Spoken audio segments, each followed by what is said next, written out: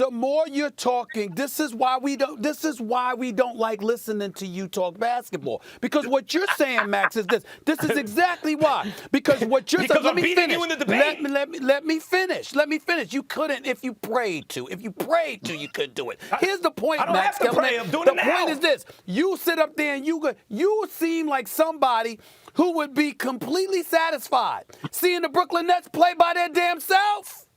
We want competition. We don't want to just sit up there. We don't want to just sit up there and see like a damn virtual layup line or some and one game or something like that. We want to see competition. We want to see you go up against a monster. Two monsters going up against what you got. The level of competition matters. So you don't want to see the Nets fully healthy, is what you're saying. Listen, I didn't say that. What I said is when you talk about what's more anticipated, the reason why is we already anticipate what the Nets are going to be because even without Harden, we're seeing some semblance of it. When the Lakers come on board, once LeBron comes back healthy, if they what we anticipate they will be, now you got something special to look forward to. You're waiting for the encounter. Somewhat similar, Max, to why I keep salivating for the Lakers going up against the Clippers. I want LeBron against Kawhi. Yeah. I don't want LeBron against Nurkic. But we know the Lakers I don't fully want healthy. LeBron against the Joker. Champs. I want LeBron against Kawhi. And I want LeBron against KD. I want Kyrie against LeBron. I want that stuff. That's why you anticipate it. Could you imagine if the finals come up and it's KD against LeBron again? Oh, and now you got Kyrie who would love to beat up on LeBron if he could. You have any idea the storylines that come with that?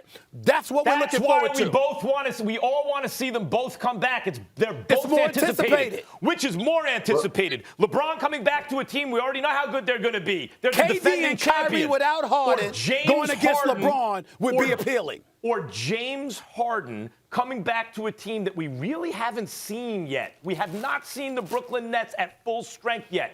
I want to see that. I want to see it heading into the playoffs.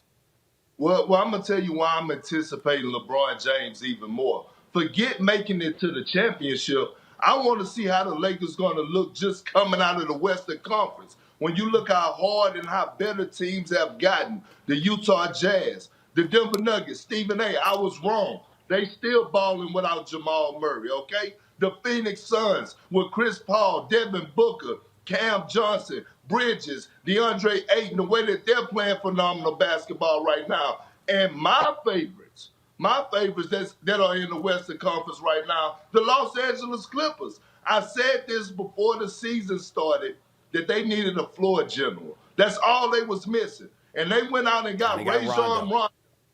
Oh, the guy that they took from the Lakers. The Lakers didn't sign him back. They took him for granted. And since the Clippers got Rondo, they have been a completely different team. Hell, not just the team.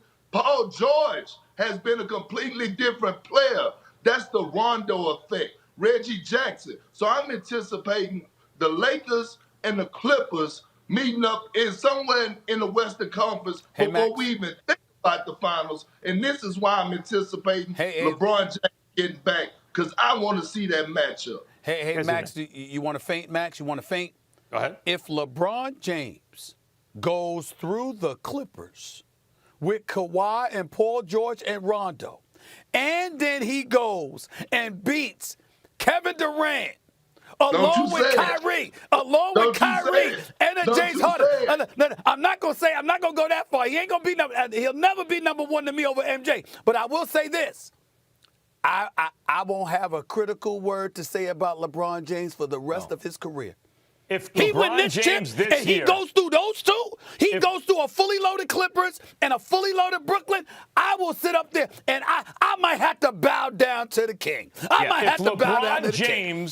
I might have to do it, Kendrick. Goes through not just the Clippers, but there's a chance he'll have to go through the Clippers, the Suns, and the Jazz before he even gets to the Nets. If they're all healthy, Stephen A., and the big three are healthy in Brooklyn and LeBron wins the whole thing, he has a hell of a case against Jordan this year. That's because if the Nets are fully loaded, I don't think they can lose. But I'd like to see it because we haven't seen them fully loaded yet. Well, here's the good news. LeBron is coming to a city near you, Stephen A., so you can see him live in person. Bow down to the king. Yeah, how about I had to bow down. Who are we kidding right now? when James Harden gets back, let's remember, when it was just him sometimes, or him and Kyrie, they were beating everybody. They have the best record in the East now. The three of those guys have hardly played together. I'm saying when Harden gets back, and it's Harden and KD and Kyrie, and KD's fully integrated in terms of the minutes and everything, this is going to be the greatest offense in the history of American team sports. This is going to be like the Golden State Warriors were, but better. Because with the Golden State Warriors, at least, like, what could you do? One of two things, right? You could say, well, make Clay put the ball on the floor and make decisions, which he could do. But it's not like that's what he's there for, right? So the third member of the big three on offense here is Kyrie. You want to have him put the ball on the floor? Good luck with that.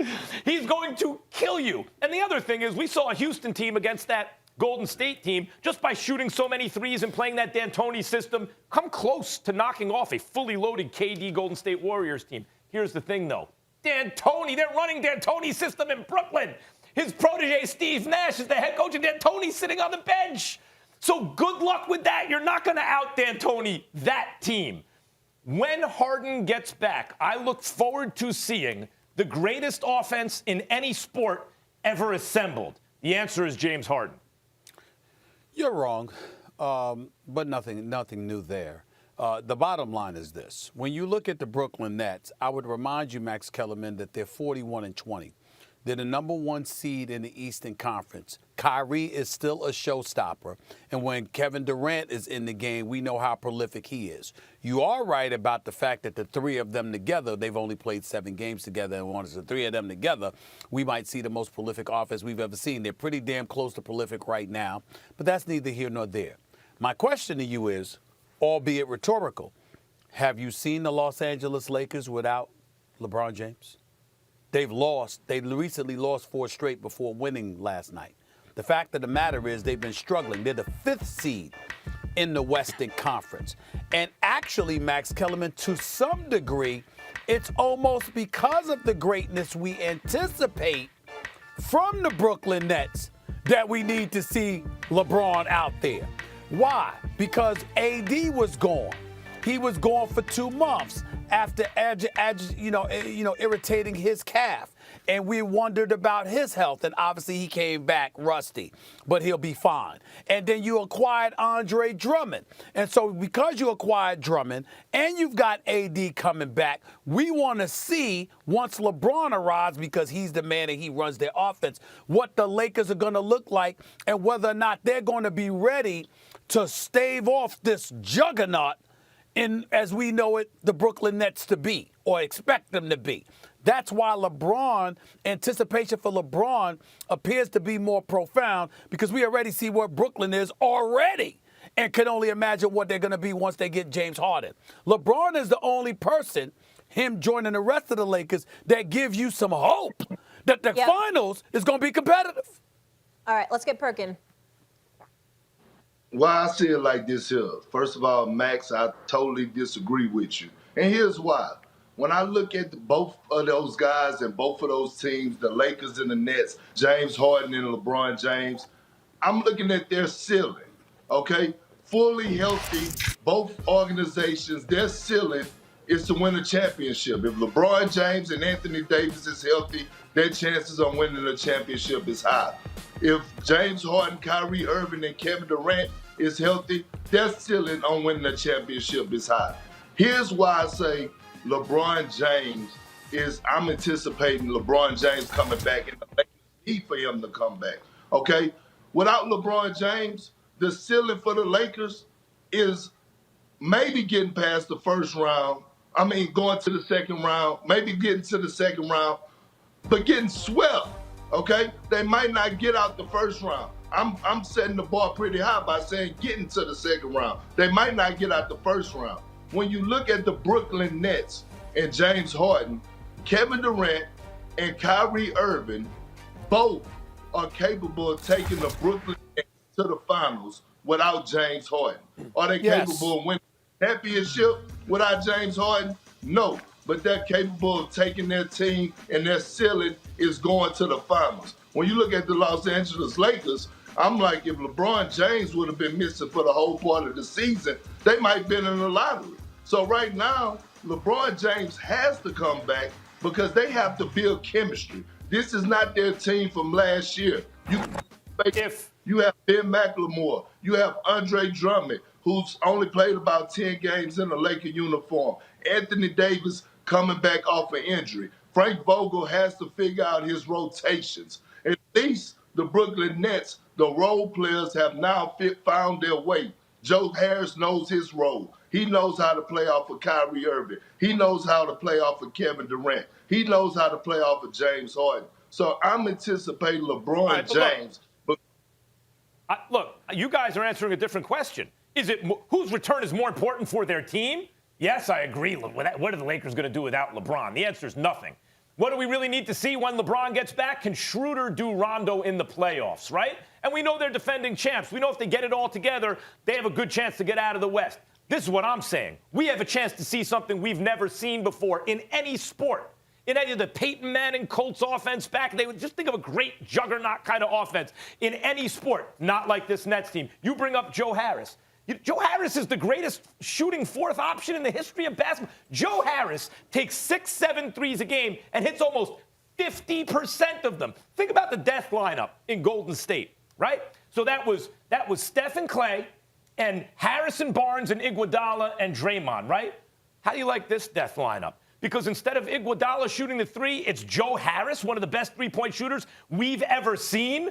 And otherwise, you have three MVP caliber players on the same team offensively, can all get their shots at historically great levels, can all score from anywhere, three-point range, mid-range, free throw line, in the paint. You realize historically great.